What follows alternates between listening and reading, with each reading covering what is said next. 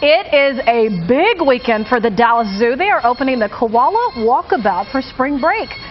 The Dallas Zoo is one of only 10 zoos in the country to exhibit koalas. In just a couple of hours, everyone will be able to come see the new animals. But if you get all the kiddos in front of the TV set, we've brought them in studio to talk about them. Chris Johnson, the interpretive programs manager at the Dallas Zoo, is here with us. You have brought a big-tongue skink.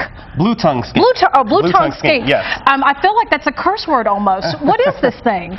Well, it's a type of lizard that you find living in Australia, and they have a pretty blue tongue. You can see him sticking his tongue in and out right now. Will he bite, or what is it? Well, what she's doing right now is she's actually it's almost like tasting the air. They smell the same way that snakes do. They have a Jacobson's organ at the top of their mouth. It licked my finger. So their tongue actually pulls scent particles out of the air, and that's how they can smell what's going on around them. And he will not stick his tongue out again, so he must not like the finger. You missed it. Okay, and so is this part of the exhibit This isn't part of the exhibit. This is actually part of our Animal Adventures program. These are the animals that would be going to like the spring break camps that are happening this week. Now, will kids actually get to hold them and touch them like this? Not hold these animals here, but as part of the new Koala Walkabout exhibit, we do have a lorikeet feeding area where everybody, the general public, can come in and for $1 buy a cup of nectar and feed these little parrots. It's very, very cool. I can feel his heart beating in my hand. Is that normal? Well, she is alive, so yes, that is very normal. And the biggest issue when you hold these kind of blue-tongue skinks is that they potty on you? Sometimes she's a big urinator, so okay, you do have one yellow, so not too much to worry about. She's clawing my hands. Okay, and the other thing about the exhibit for the koalas, which is really huge. How did you guys get that to the Dallas Zoo?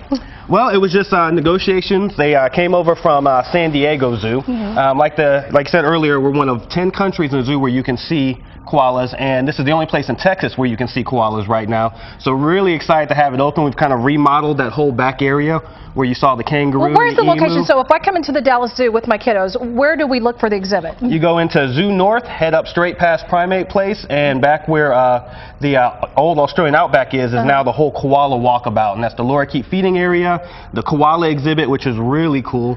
We have 2 koalas, Kobe and Tekken. Well, you brought one in studio.